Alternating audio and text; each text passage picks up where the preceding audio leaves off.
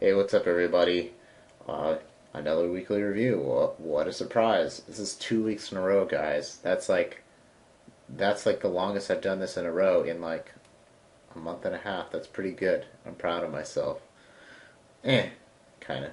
So week went decently well. I'm trying to remember what I did all week. I managed to get in a decent amount of workouts and did a decent amount of work as well. My hours distribution. Actually, you know what? Why don't I just show you guys? That would be easier. So, my planning for last week, the stuff that I wanted to get done, um, was mainly, I wanted to play about 10 hours, coach about 10 hours, and also do a fair amount of time on software design. Also, get my VPN set up and get some accounts set up on some Euro sites, and also finish a drill video. Um, and we can kind of see here the things that I did get done. I did manage to get in about, um, well, 15 hours of software design, which is pretty good, I think, because, most of the work that I have for that part is done for now. So I can focus more on playing now. I got in about 7 hours of play, which is pretty lame, actually. I really wish I'd could have put more time into it. Spent about 9.5 hours coaching. So as we can see here, yeah, software design and coaching took up the majority of my time, though I did only put in about, well, it would be about 38 hours this week. So not a very heavy work week for me. Perhaps a little bit of laziness on my part this week, but um, yeah, and I didn't get the Ace Poker Drills video done this week, so I'm really hoping to get that done. Um, I've been kind of brainstorming a fair amount this week, also um, on my training group and what that kind of some like of the logistics of it, and it should be up and we're ready to go in about a week and a half. I'm taking on kind of like an assistant coach, and he's going to help me with a lot of like the logistical stuff. So right now, mainly we're just kind of working on developing the infrastructure to support the group. But I can say that it's probably going to be. I mean, it's easy to overstate things, but I think it's going to be a really powerful group. I think it's going to use a lot of discussion and just constant contact between people and a very strong support network. So I think it's going to be really, really good, but it's also going to be very small and very kind of selective of who's going to be in it.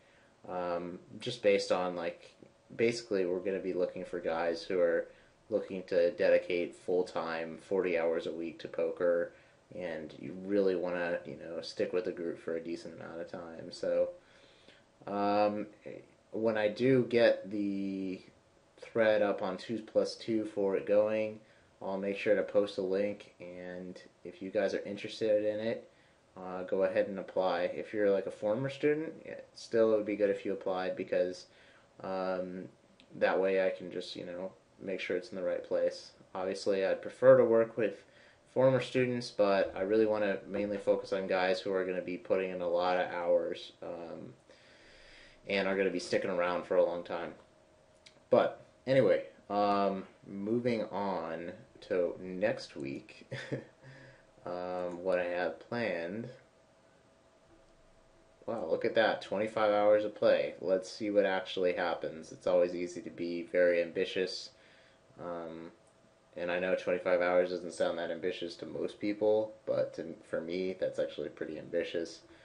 6 hours spent on coaching. A lot of that time will be spent on developing the infrastructure for the new training group, and about 2 hours studying with some hand history review. 2 hours of making videos, finishing up the Ace Poker Drills video. Some of these ones like they just are a lot of kind of tedious work, and I don't and I kind of avoid doing them, but they do need to get done. I have a 4-bet bluffing video that is pretty much done. that just needs to be, so put some finishing touches on it, maybe half hour or hour.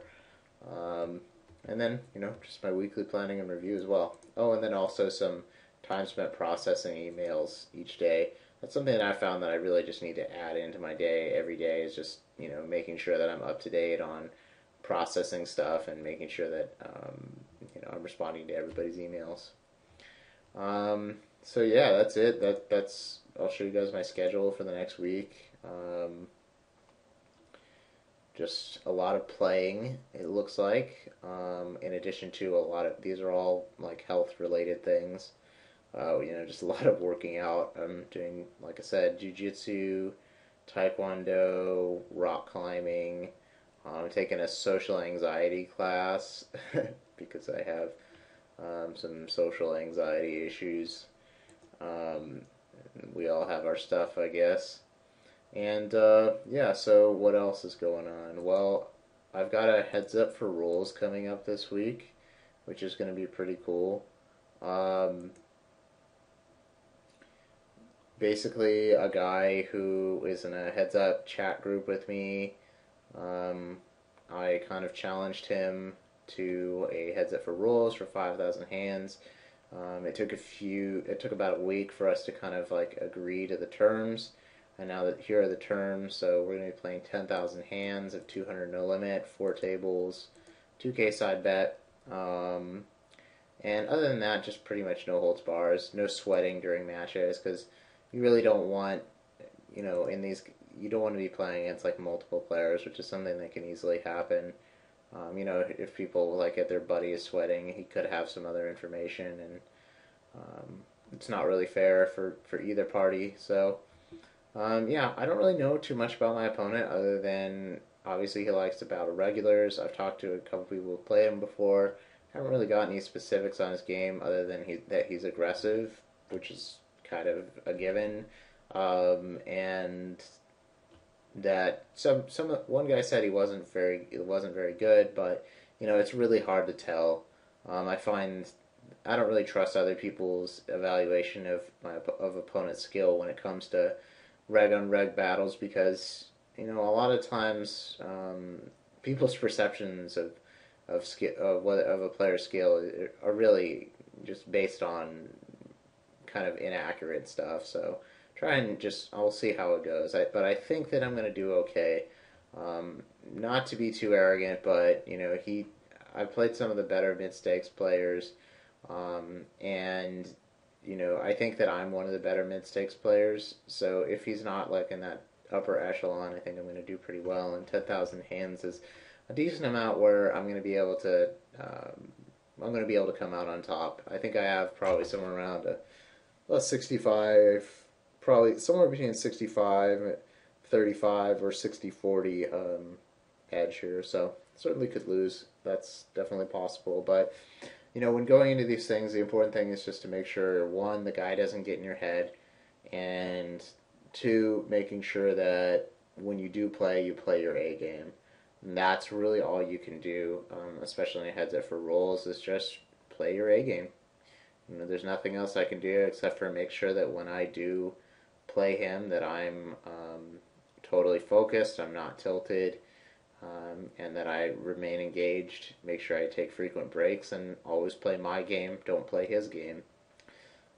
So if you guys are interested in this, let me know, because I can post some updates. I could post updates on this on my blog after each session, which is like a quick screenshot and maybe some hand histories. I won't be posting too many of my thoughts on the match until afterward for somewhat obvious reasons. I just don't want any information on my thoughts getting out there when it could potentially be used against me. But afterward, I will likely be recording a lot of this session or these matches. So afterward, I might do a video series on it. I might not. I mean, it's a lot of work to do. It would be a lot of work to do a video series on it, but if there's sufficient interest, I might. So anyway, just let me know if you guys are interested in this, and I'll that'll kind of gauge the amount of work that I'm going to put into it. Um, Let me think. Anything else? Oh crap, that's not good. uh, so yeah, yeah, that's pretty much it. Take a look at my calendar here. Oh, this week on Sunday I've got a Survivor mud run, um, which is like this. Basically, it's like a 3.5 mile run where there's a bunch of obstacles. So legs of rubber. It's like some of these what are they? These obstacles are kind of lame. It's just like, oh, there's some little wall that you have to jump over, and here's some ropes you have to climb. They don't look that intense. There's some ones that are mysteries, which I'm like, oh crap, what is that? For some reason, the people who do this like to dress up in like ridiculous outfits. I don't know if I'll be doing that, or no, I'm pretty sure I won't. It's also funny that all the people that they choose to photograph are either people who look like they're having a lot of fun or hot chicks who are all muddy, which is like such an obvious way. They're just trying to like reel you in. This is the only obstacle like I'm a little bit worried about, is the monkey bars. I mean, I do rock climbing pretty regularly, and I feel like I'm definitely strong enough to like crush these things, but I've never actually swung across monkey bars before. When I was a kid, I was just too fat, so I've never done it. So the race is this weekend, so I need to like train for that sometime this week. So yeah, it doesn't look too intense. I don't know. I don't want to say I'm gonna breeze through it, but it should be just like a lot of fun. And I'm going to it with my taekwondo instructor. And here we see the clear marketing tricks, and oh yeah, here's some more of it. So anyway, it should be a lot of fun. In other news, yeah, that's pretty much it. Jiu-jitsu, doing some work on my house. That's pretty much constant. And yeah, so I hope you guys enjoyed this, and please leave questions or comments, and have a good week, guys. Talk to you later.